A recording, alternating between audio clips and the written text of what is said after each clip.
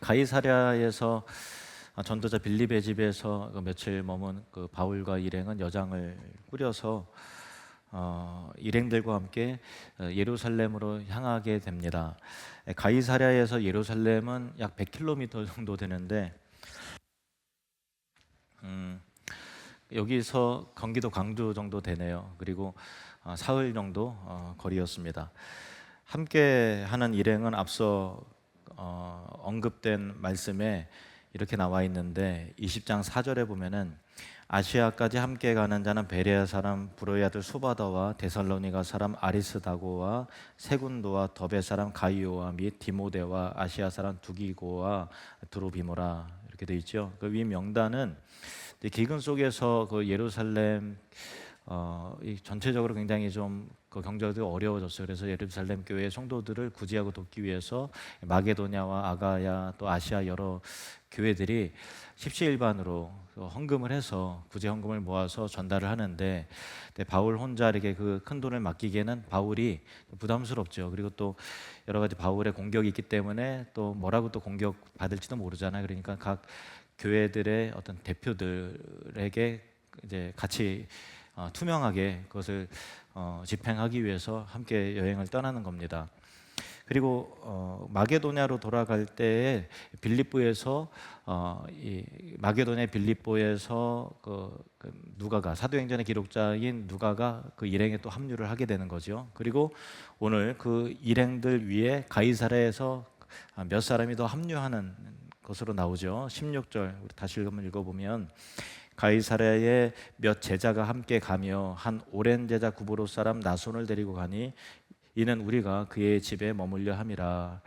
가이사랴의 제자 몇 사람 그리고 구브로 사람 나손도 있었다라는 것인데 그에 대해서 밝히기를 한 오랜 제자 이렇게 설명이 돼 있잖아요. 학자들은 나손이 아마도 초대교회가 형성이 될 때 이 마가의 다락방에서 함께 모여서 기도를 하는 이 120명의 성도들, 120문도들 중에 한 사람이었을 것이다.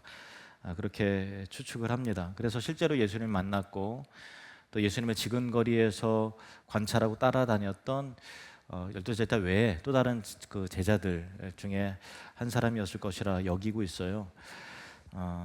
그래서 이 나손이 이 바울의 일행에 합류한 이유에 대해서 본문은 이는 우리가 그의 집에 머물려 함이라라고 밝히고 있는 거죠. 그러니까 바울을 포함해서 누가와 디모데 그리고 각 교회의 대표들 또 가이사랴 제자들 몇 사람 그리고 한 오랜 제자였던 이 나손이 합류를 하는데 이 사람들이 머물 수 있을 정도면 10여 명 벌써 10여 명 되거든요. 그러니까 그의 집은 큰 집이었고 또 큰 집을 소유한 나손은 부자였을 것이다 이렇게 보고 있는 거죠. 그러니까 오늘날도 서울에 그 한복판에 큰 집이 있으면 큰 부자듯이 그 당시에 예루살렘에 항상 인구가 많고 또 절기 때마다 사람들이 많이 모이기 때문에 예루살렘에 집이 있다 그러면 좀 부자였죠. 그 당시에도 그렇고 오늘날도 마찬가지인 것입니다. 그런데 이 바울이 예루살렘에 가는 것이 뭐 어디 관광하고 놀러 가는 것도 아니고 또 그 수고와 공로를 인정받아서 표창장을 받으러 가는 것도 아니고 예루살렘에서 결박과 투옥이 기다리고 있는 이었음을 그들은 다 알고 있는 지금 상황이잖아요. 그냥 결박당할 때 그냥 뭐 얌전히 결박당하는 게 아니라 여러 가지 막 다툼과 혼란이 일어나는 것 사옥에서 어려운 일을 겪게 되겠죠. 오늘날도 마찬가지지만은 부자들은 자기가 지켜야 될 그 것들이 많기 때문에 따질 것도 많고 눈치 보아야 할 것도 사실 많이 있습니다. 그래서 자기의 집에 바울과 그의 일행들을 숙박을 시키고 그를 보호하다가 무슨 일로 엮여서 무슨 사회적인 불이익을 당할는지 알지 못하는 그런 상황이잖아요. 그러니까 부자 나손은 어려운 상황이었어요. 그러나 그 무엇에도 개의치 않고 바울과 그 일행들을 자신의 집에 머물 수 있도록 가이사랴로부터 예루살렘까지 그 100km의 여정을 걸어서 함께하는 것을 보게 되는 거죠. 앞으로 살펴보겠지만은 예루살렘에 도착한 바울은 약 일주일 후에 체포를 당해요. 그리고 2년 후에 로마로 압송되기까지 2년간 감옥 생활을 합니다. 그러니까 나손의 집에 머무는 기간 한 일주일 정도 머물게 되는데 하나님께서 일주일 정도 머물 집을 책임져 주께서 예루살렘에서 100km나 떨어진 가이사랴에 있는 구브로 출신의 나손까지 동원을 하시는 것을 이제 봅니다. 그리고 나손은 그 일을 위해서 기꺼이 수고를 마다하지 않고 또 자기의 소유를 일정 기간 내어드리는 헌신을 마다하지 않아요. 나손의 입장에서는 100km나 가야 된다고? 아니면 내가 여기서도 가이사랴를 할 일도 많은데 여러 가지 변명거리와 핑계 댈 것도 사실 많이 있겠지만은 그렇게 헌신을 하고 수고를 하는 거죠. 이 수고 헌신은 예수님의 사랑과 복음의 은혜 아니고서는 사실 설명하기가 어려운 측면이 있어요. 여기에서 우리가 이 상황을 조금 깊게 생각해 볼 필요가 있는데요. 이제 바울이 지금 일행들과 함께 예루살렘으로 가는 이유는 복음을 위해서 하나님의 뜻을 따르는 그런 것이지만 또 한 가지 이유는 아까 서두에 말씀드린 바와 같이 여러 세계 이방인의 여러 교회들이 가난한 예루살렘 성도들을 위해서 구제비를 마련한 거잖아요. 그것을 전달하는 목적이 있는 거죠. 그래서 각 지역 교회의 대표들이 바울과 함께 동행하는 것인데 여기에서 단순한 바울의 예루살렘으로의 귀한 복귀는 단순한 여정이 아니라 돈의 흐름이 있고 헌금의 흐름이 있고 그리스도의 사랑의 그 이동이 있는 거죠. 흐름이 있는 거죠. 이 물질의 흐름, 그 바울이 수개월 전에 이 당시에 쓴 편지인 이 고린도후서와 또 로마서를 살펴보면 이 예루살렘으로 가는 이 여정의 의미에 대해서 바울이 이렇게 그 의미를 담아서 소개하고 있는 대목이 나옵니다. 로마서 15장 25절에서 26절 보면은 그러나 이제는 내가 성도를 섬기는 일로 예루살렘에 가노니 이는 마게도냐와 아가야 사람들이 예루살렘 성도 중 가난한 자들을 위하여 기쁘게 얼마를 연보하였음이라. 그 목적으로 나는 예루살렘으로 간다. 그리고 로마인 너희에게도 가보기를 원한다. 뭐 이런 내용이에요. 또 고린도후서 8장 1절에 3절 보시면은 형제들아 하나님께서 마게도냐 교회들에게 주신 은혜를 우리가 너희에게 알리노니 환난의 많은 시련 가운데서 그들의 넘치는 기쁨과 극심한 가난이 그들의 풍성한 연보를 넘치도록 하게 하였느니라. 내가 증언하노니 그들이 힘대로 할 뿐 아니라 힘에 지나도록 자원하여. 이 극심한 가난이란 거는 이 마게도냐 교회들도 극심한 가난이 있었다라는 건데 아이러니하게도 극심한 가난 중에서 그들이 풍성한 연보를 해서 더 가난한 사람들을 지금 돕고 있는 하나님의 은혜 아니면 설명할 수 없는 이 기이한 일들이 마게도냐 교회들에게 있다 하는 것을 아가야 지역에 있는 고린도 교회 성도들이 편지를 한 거예요. 그리고 고린도 성도들도 마찬가지로 그 일에 동참을 한 거고요. 나중에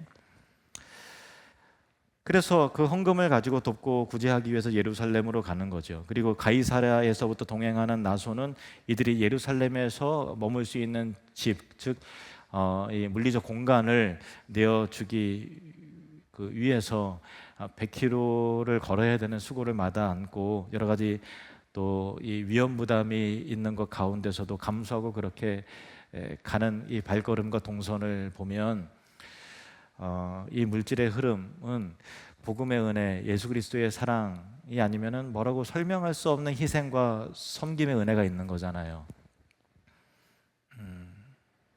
해외에 계시는 선교사님들이 몇 년에 한 번씩 또 혹은 뭐 1년에 한 번 한국에 또 방문을 하시게 되는데 그때 제일 먼저 고민하게 되는 거는 이번에 한 달 혹은 몇 주 머물게 될 때 어디서 머물러야 되나 거주할 공간을 찾고 또 선정하는 것이 제일 큰 고민이시라고 그래요.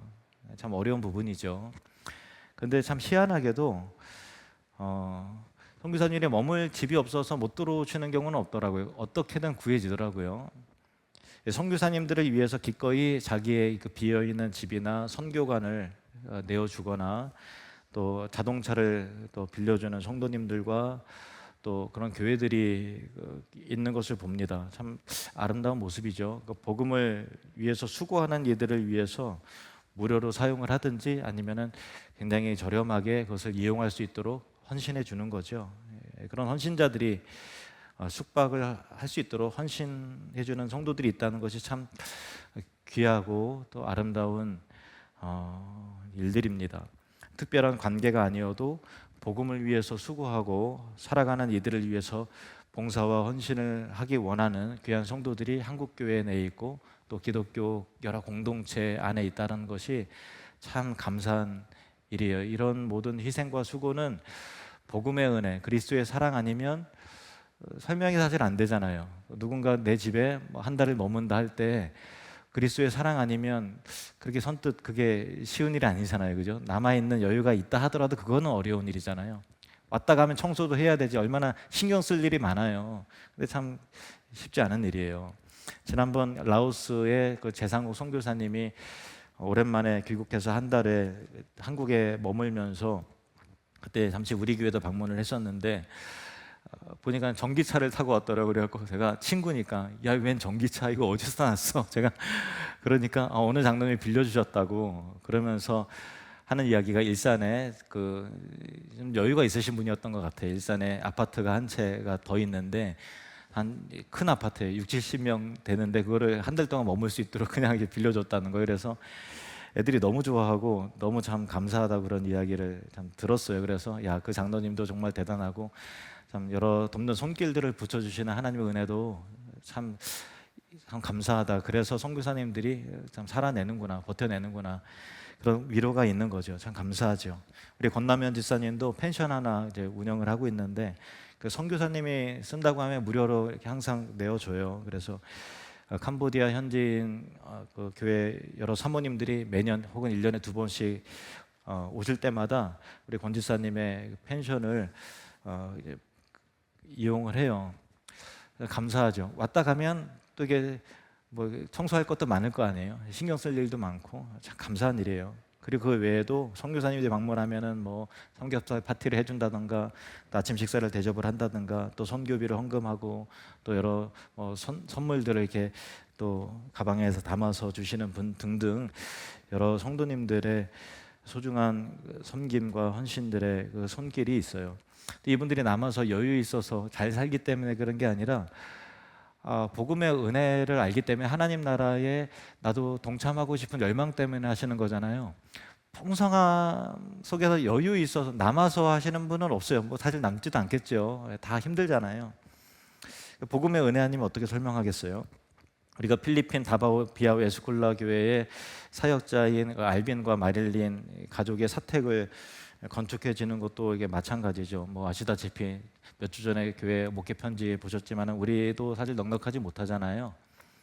예, 우리 교회 재정도 좀 여의치 못한 상황이지만, 근데 막상 그 현장을 보면 우리도 어려운데 여긴 더 어려운 게 보는 거예요. 그죠? 여기는 완전 생존의 문제예요. 그러니까 야, 이거 뭐 어떡하지? 뭐 그러면서 순종하는 마음으로 하는 거예요. 우리보다 더 어려운 주님의 사역자들, 종들을 돕는 것은 하나님이 분명히 기뻐하시는 일입니다. 뭐 몰라, 하나님이 뭐 어떻게 책임져 주시겠지 이러면서 하는 거예요. 이번에 단기 선교 기간을 통해서 어느 성도님은 또 사역자들 좀 도서비 생활이 너무 어려우니까 생활비 하라고 이제 100만 원을 또 후원하신 분도 계시고 또 마릴로 교회 거기도 참 희한한 일이었어요. 제가 설교 내용이 갑자기 비 오는 그런 설교였는데 설교 마치고 예배 끝나자마자 갑자기 막 축도 끝나자마자 바로 폭우가 막 쏟아지는 거예요. 그런데 그 천장이 그 양철판으로 돼 있어서 와 소리가 나니까 그 빗소리가 철판을 두드리니까 옆에는 사람 소리도 잘 안 들릴 정도로 그렇게 비가 많이 오고 그렇게 우회가 부실한 거예요. 그리고 비가 막 주룩주룩 안에 막 쏟아지니까 바닥에 가방 두꺼도 막 다 젖고 뭐 이게 바닥이 흥건해지더라고요. 그래서 어떤 성도님도 그 지붕을 수리하고 다시 좀 비가 안 새도록 할 수 있도록 하기 위해서 100만 원 헌금하셨고, 또 김종수 선교사님이 마테나 크리스찬 교회에서 이제 현지인에게 이양을 하고 까탈루난 그란데 제자교회로 다시 새롭게 개척을 하는데 그것도 대단하잖아요. 저랑 못할 것 같아요. 다시 처음부터 다시 해야 되는 그 상황을 제대했는데 다시 입대, 그런 거랑 비슷한 거거든요. 그러니까 어떻게 또 그럴 수 있지? 그런데 다시 개척을 할 때 그 까탈루난 그란데 제자교회를 방문을 하니까 그 교회 예배당 크기가 제가 서 있는 이 강단 윗보다도 좀 작아요. 피아노 한 4-5개 합친 거 많은데 문제는 좁은 것도 좁은 거지만은 이게 에어컨이 없으니까 완전히 찜통이에요. 거기서 한 1시간, 2시간 예배드리다 하다 삶아 죽을 것 같아요. 그래서 그 감동 받으신 분이 또 에어컨 또 하셨으면 좋겠다고 그래서 150만 원을 또 헌금해 주셨어요. 근데 바울이 그 신자의 정체성에 대해서 이렇게 말하는 것을 봐요. 고린도후서 6장 10절 말씀 보시면은 우리 같이 읽겠습니다. 시작. 근심하는 자 같으나 항상 기뻐하고 가난한 자 같으나 많은 사람을 부유하게 하고 아무것도 없는 자 같으나 모든 것을 가진 자로다. 근데 신자의 정체성인데 어려운 일 겪기 때문에 근심할 만한데 예배 안에서 항상 우리가 감사하고 기뻐할 수 있죠. 그리스도의 복음의 능력입니다. 그리고 가난한 자 같으나 많은 사람을 부여하고 없어요. 가난하죠. 사실은 교회도 그렇고 우리 교회가 가난하죠. 그런가? 근데 뭐 돈 없다고 막 그러잖아요. 근데 많은 사람을 부유하게 한대요. 이게 뭐냐면은 그 물질의 흐름을 만들어내요. 우리 신자는 그래요. 신자는 여유가 없어요. 여유가 없어요. 없어서 다른 사람이 보기에는 어떻게 저렇게 하고서 살지? 그래요. 그런데 어떻게든 물질의 흐름을 만들어내요. 그 흐름 속에서 나보다 더 어려운 사람들이 살아나요.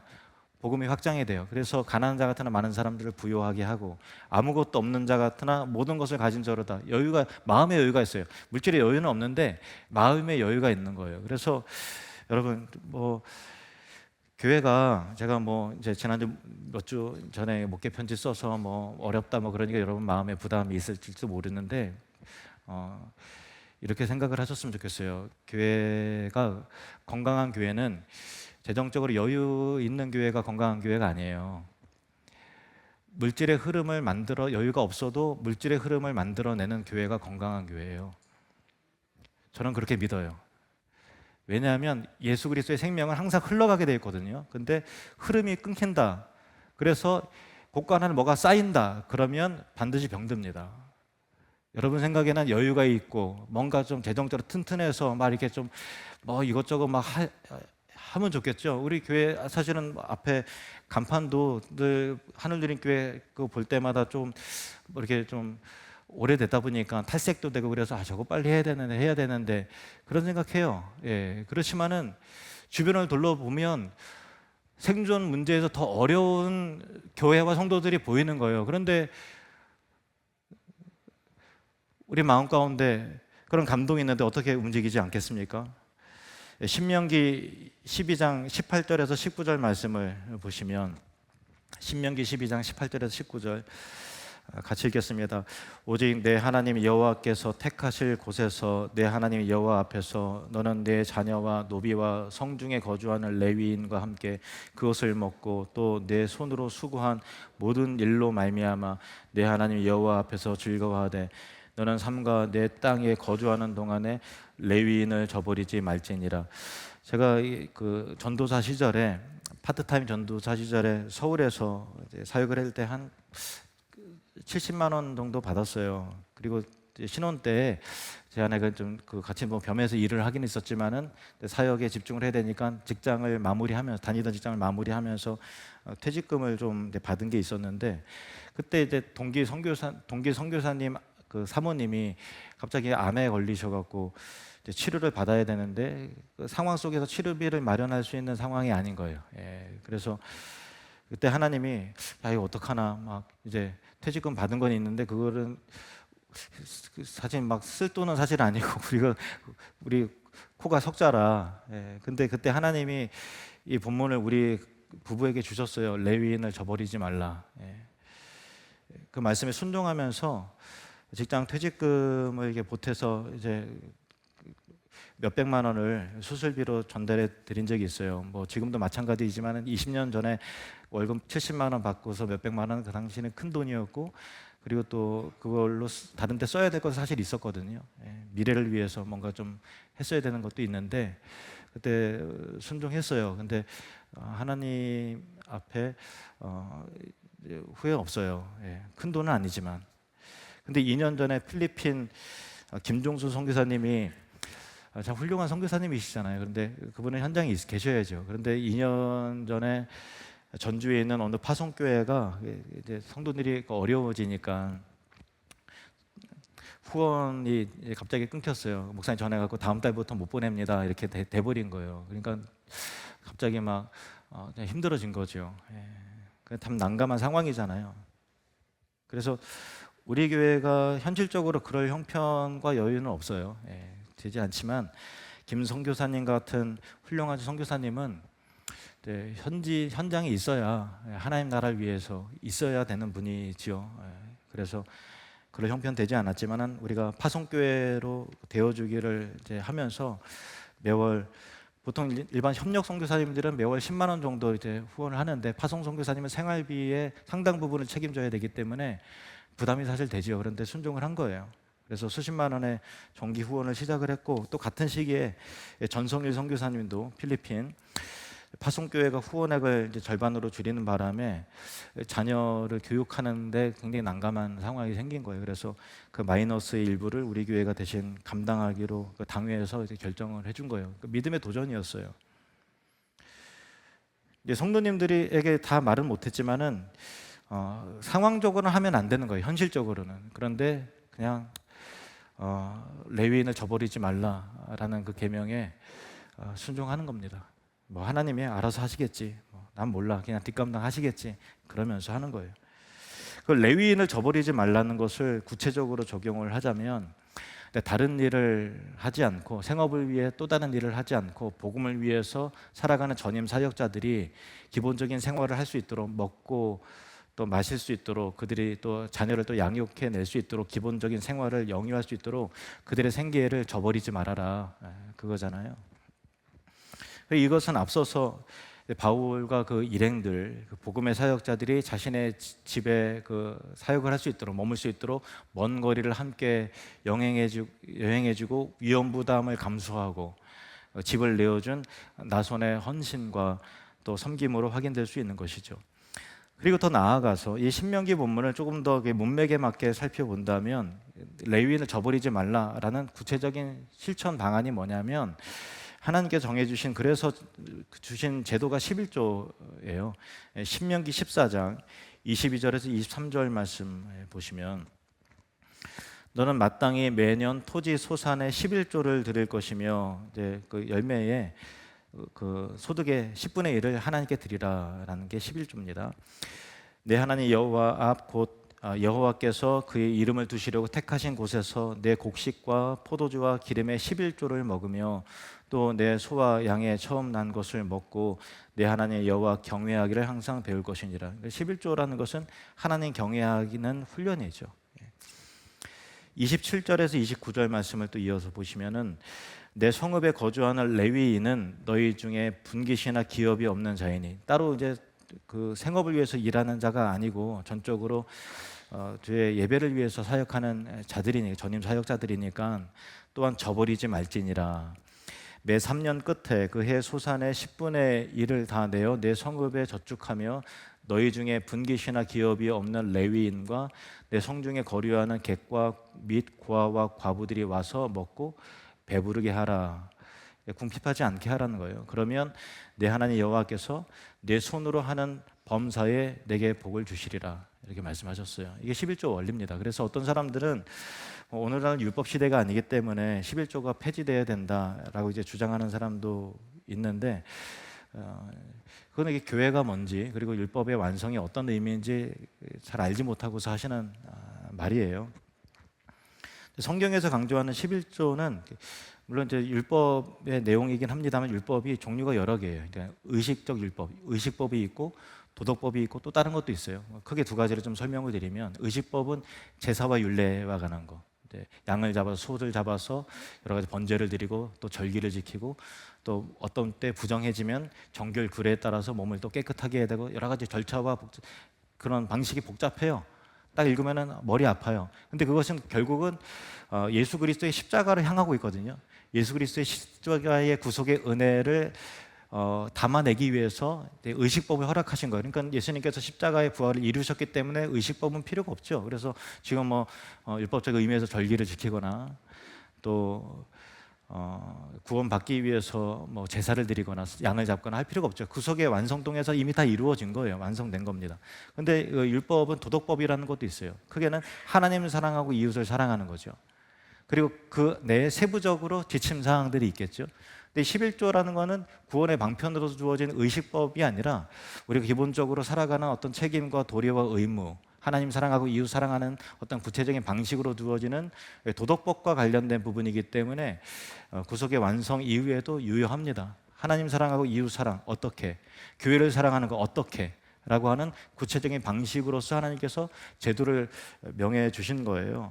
그래서 11조가 구원의 방식은 아니에요. 11조 안 한다 구원 못 받는다 그런 하나님 아니에요. 예수 그리스도를 믿음으로 다 구원 받습니다. 그러나 우리가 공동체를 이루기 위해서 구약의 공동체가 제사 드리는 사람들이 전업 사역자들이 있어서 그들의 생활을 영위하기 위해서 11조라는 제도를 마련하셨던 것 같이 그때 가난한 사람이 있고 고아와 가부가 있어서 11조를 통해서 뭔가 사회적 약자들을 돌보고 먹을 수 있도록 기초 생활을 보장할 수 있도록 하게 하셨던 것 같이 오늘날도 물론 이제 사회적인 약자는 국가가 세금을 통해서 대신해주는 그런 측면도 있지만 교회 내에서도 전임 사역자들이 있는 거잖아요. 선교사들이 있고 목회자가 있고 또 여러분의 자녀들을 또 이 말씀으로 양육하기 위해 부교자들이 있는 것이고 이렇게 예배드리는 물리적인 공간이 있잖아요.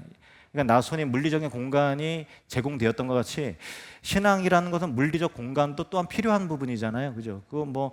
그게 어떤 너무 관념적으로 신앙이 흘러가는 게 아니라 구체화돼야 되거든요. 물리적 공간이 필요할 거 아니에요. 예배를 드리기 위해서는. 그 사역자가 살기 위해 집이 필요하잖아요. 그걸 외면하면 되겠습니까? 그러니까 그런 부분에 대해 실천을 할 수 있는 거예요. 그래서 복음의 시대에도 교회의 시대에서도 목회와 예배와 복음 또 선교를 담당하는 전임 사역자들이 있고 또 교회 건물을 유지 관리 보수하고 또 에어컨을 켜고 뭐가 하는 재정적인 필요가 분명히 있기 때문에 오늘날에도 11조는 교회를 공동체로서 유지 보존하게 하는 굉장히 중요한 역할을 하는 거죠. 그래서 11조 폐지돼야 된다라고 주장하시는 분들은 교회를 보면 알고서 하시는 얘기인가 하는 의문이 들어요. 듣기에는 정말 복음 중심인 것 같지만 실상은 그렇지 않다라는 거예요. 그래서 교회 회원들은 의식법적 율법이 아니라 도덕법적인 의무에서 사랑과 또 같이 짐을 지고 가는 어떤 의리와 도덕의 측면에서 11조를 통해서 전임 교역자들의 생활과 또 선교사님들을 파송할 수 있게 하고 교회 운영의 도덕적 책임과 의무를 함께 지고 가는 것입니다. 이게 마땅하겠죠. 그래서 16세기 종교개혁자들 가운데 이단으로 분류됐던 제세례파를 제외하고 제세례파는 11조 폐기를 이제 주장을 했지만 이들 제외하고 찌빙글리라든가 또 존 칼빈 등등의 그 모든 개혁파 종교 개혁자들은 11조를 도덕법적 개념으로서 가르쳤고 지속시켰어요. 그래서 그 가르침에 따라서 모든 개혁 교회들, 복음주의적 교회들, 특히 장로교는 적극적으로 실천을 하는 것입니다. 다시 본문으로 가면 사도행전의 기록장인 누가는 나손을 한 오랜 제자라고 표현하고 있어요. 16절 다시 한번 보실까요? 16절 시작. 가이사랴에 몇 제자가 함께 가며 한 오랜 제자 구브로 사람 나손을 데리고 가니 이는 우리가 그의 집에 머물려 함이라. 누가는 직업이 의사인데 굉장히 과학적이고 분석적이고 섬세한 사람이에요. 그래서 사도행전을 기록할 때 아무 단어만 생각대로 쓰는 게 아니라 신중하게 고민하면서 한 단어를 써요. 그래서 한 오랜 제자라는 것도 굉장한 의미가 담겨져 있는 것으로 봐야 되는 거죠. 학자들은 두 가지 의미를 담았다고 이제 보는 거예요. 첫 번째는 누가는 아마도 누가복음을 기록했던 시기가 이제부터 예루살렘에 머물면서 본격적으로 누가복음을 이제 기록을 하는데 나손의 집에 머물면서 사도행전과 누가복음을 기록하는 데 있어서 많은 정보와 자료를 제공받았을 것으로 여기고 있는 거예요. 누가복음 1장 1절에서 4절 보시면은 우리 중에 이루어진 사실에 대하여 처음부터 목격자와 말씀에 일꾼된 자들이 전하여준 그대로 내력을 저술하려고 붓을 든 사람이 많은지라. 그 모든 일을 근원부터 자세히 미루어 살핀 나도. 그러니까 모든 일을 근원부터 자세히 미루어 살필 때 처음부터 목격자 된 자들의 이야기를 듣고 증언을 듣고 자료를 받고서 누가복음을 기록하고 사도행전을 기록하는데 나손의 집에서 계속 예루살렘에서 누가는 머무르면서 그때 누가복음을 기록을 하잖아요. 그러면 나손의 영향을 받았겠죠. 당연히 충분히 유추 가능한 그런 내용 아닙니까? 그러니까 단순히 나손은 집을 제공하기 위해서 갔지만 그 뒤에 따라오는 하나님의 기가 막힌 그 복음의 섭리가 또한 있는 거예요. 그러니까 이 물질의 흐름 가운데 또 우리가 하나님 앞에 헌신하고 하는 것 가운데 우리가 보지 못한 또 다른 생명의 역사가 나타나는 거죠. 하나님께서 그렇게 일하시는 분이십니다. 어, 두 번째는 한 오랜 제자라는 의미는 옛날에 제자였던 사람이라는 의미가 아니라 옛날부터 지금까지 한결같이 제자였던 사람의 의미를 담고 있는 거죠. 그러니까 나손은 오랫동안 그 자리를 묵묵히 지켜오고 버텨온 신실한 사람이었다는 의미입니다. 여러분, 잠시 충성하는 사람들은 많이 있어요. 어떤 이벤트적으로 어느 때에 특별히 은혜를 받고 열심을 내서 충성하는 거예요. 그런데 어떤 환난이 오거나 또 서운한 일을 겪거나 또 어려운 일을 겪을 때는 그냥 식어버리죠. 한시적으로 열정을 내는 사람이 있지만, 그렇지만은 수십 년이 지나도록 질풍노도의 시기를 같이 겪는 거예요. 교회가 올라갈 때가 있고 내려갈 때가 있고 여러 가지 어려운 일을 막 겪을 거 아니에요. 그때 한결같이 끝까지 충성하고 헌신하는 신실한 사람들이 있다는 거예요. 이 나손이 바로 그런 귀한 사람이라는 것입니다. 이런 사람이 진짜 충성스러운 사람이죠. 어떤 사람이 이런 말을 했습니다. 충성도 하다가 말면 아부가 되고 아부도 죽을 때까지 하면 충성이 된다. 이게 명언 아닙니까? 충성도 하다 말면 아부가 되고 아부도 죽을 때까지 하면 충성이 된다. 어떤 사람이 열정적으로 교회 내에서 적극적으로 막 해요. 그런데 안 하다 갑자기 막 열심을 내면, 야, 저 사람 왜 갑자기 열심히 하지? 뭐 아부 하나 누구한테 잘 보이려고 그러는 거야? 야, 몇 년 후에 임직식 있잖아. 그거 나 내다보고 하는 거지. 막 이렇게 여러 가지 곱지 않은 시선과 또 약간 이렇게 냉소와 그런 것도 있을 수 있을 거 아니겠어요? 근데 임직 끝나고 이제 안 해. 그러면은 그 사람 말이 맞는 거겠죠. 근데 어쨌든 그때 시작했는데 죽을 때까지 해. 그러면 그 사람은 진짜 아부로 시작했다 할지라도 그거는 진짜 충성이에요. 죽을 때까지라는 건 쉽지 않아요. 여러 가지 일들 다 겪잖아요. 얼마나 많은 일들을 겪어요. 얼마나 의기소침할 때가 있고 얼마나 여러 가지인 것 가운데 야, 진짜 속된 말로 야, 더러워서 못 해먹겠네 하는 마음도 들 수도 있는 거잖아요. 그래도 지속시켜 나가는 힘은 그는 진짜 충성에서 나오는 거예요. 여러분, 축복합니다. 여러분, 정말 주님 앞에서 한결같은 변함없는 나손과 같은 충성스러운 일꾼들이 되시기를 주님의 이름으로 축원합니다. 이 나손은 바울의 이 예루살렘으로 겪게 되는 일이 동족들로부터 오해받고 또 비난받고 결박과 환난받는 길이었기 때문에 얼마나 한바탕 큰 소용돌이가 지나가겠어요. 그러면 자기 집에도 뭐 쳐들어오고 난리치고 뭐 이 바울을 네가 뭐 숨겨줬다 그러면서 여러 가지 사회적인 불이익을 당할 수 있고 그러면은 여러 가지 경제적인 위기도 겪을 수 있는 거예요. 그런데 나손은 개의치 않는단 말이에요. 한결같이 주님 때부터 20여 년, 30여 년 지금 초대교회의 역사가 흘러오는데 변함없이 끝까지 충성하는 이 나손의 진실한 믿음, 얼마나 참 도전이 됩니까? 이런 충성의 사람들이 되시기를 주님의 축복합니다. 예수님의 한 오랜 제자 나손처럼, 누가는 그냥 이 단어를 쓴 게 아니에요. 한 오랜 제자 나손처럼 수십 년의 세월이 지나도 변함없이 충성스러운, 여러 가지 풍파가 불어닥친다 할지라도 오해와 비난이 따른다 하더라도 한결같은 주님의 충성스러운 일꾼이 되시기를 축원합니다.